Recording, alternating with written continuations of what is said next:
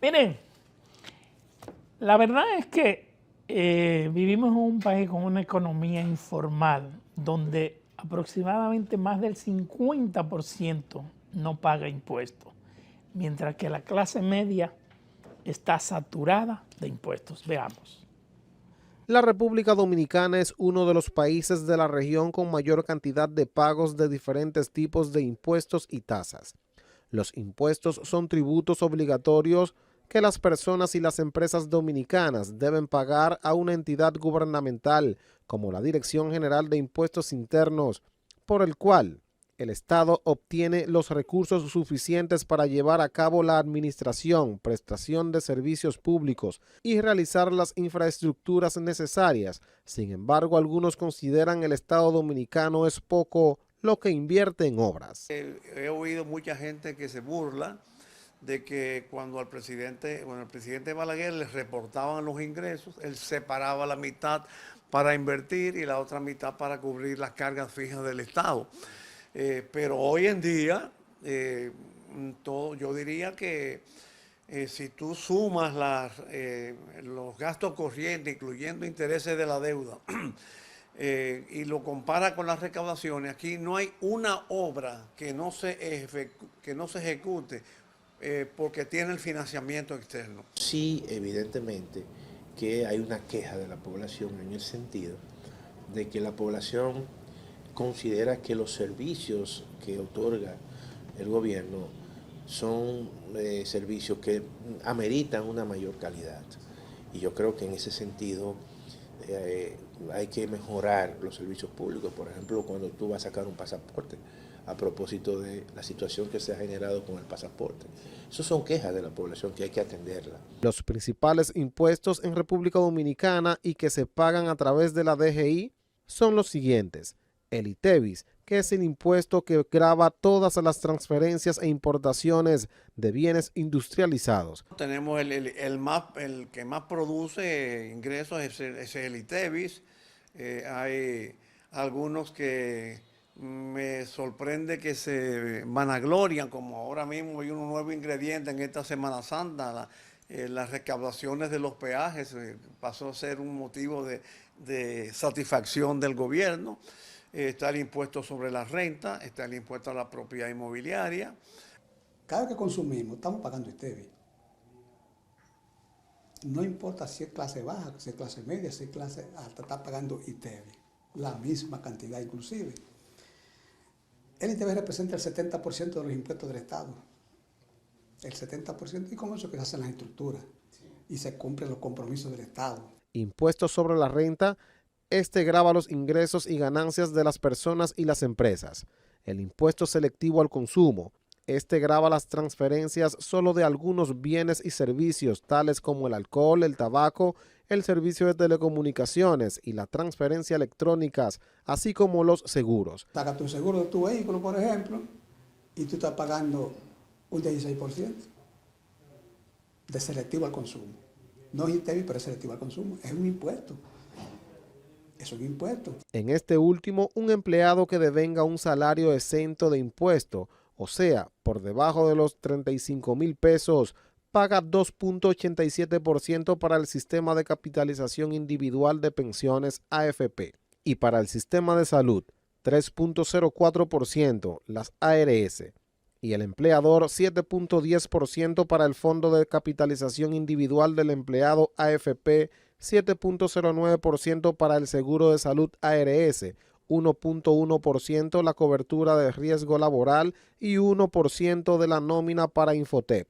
Estos últimos datos, según la exdirectora interina de Impuestos Internos, Germania Montaz, en una entrevista para un periódico de circulación nacional. Montaz indicó además que si el empleado formal paga de su salario 5.91% y el empleador debe aportar 15.29% más el 1% de la nómina, encuentra un incentivo para manejar empleados informalmente. 25,000 pesos no paga impuestos sobre la renta. De ahí para arriba paga impuestos sobre la renta. Escalonado. Sí. A medida que suben tu salario, tú vas partiendo de una escala de 15% la más bajita hasta 25% la más alta. Diferente a la compañía, que la compañía paga el 27% de su ganancia. Caso del impuesto sobre la renta a las personas físicas, que hay un monto que es exento de aquellos que tienen salarios anuales, que ganan menos de 34,000 pesos mensual, ellos están exentos del pago de impuestos sobre la renta. Y evidentemente que también hay otro tipo de impuestos que son también impuestos, como se le llama, indirectos, porque en cierta manera recaen de forma indirecta sobre las personas, sobre el contribuyente, y en este caso podemos mencionar el ITEVIS. Otros impuestos en el de sucesiones y donaciones se aplica a la transferencia del patrimonio sucesoral por causa de muerte, herencia o legado y donaciones. El impuesto al patrimonio inmobiliario grava el total del patrimonio de los fideicomisos y en el caso de las personas físicas grava el total del patrimonio superior a 7.438.197 pesos. Todos esos impuestos pueden simplificarse en 3 o 4 o 5.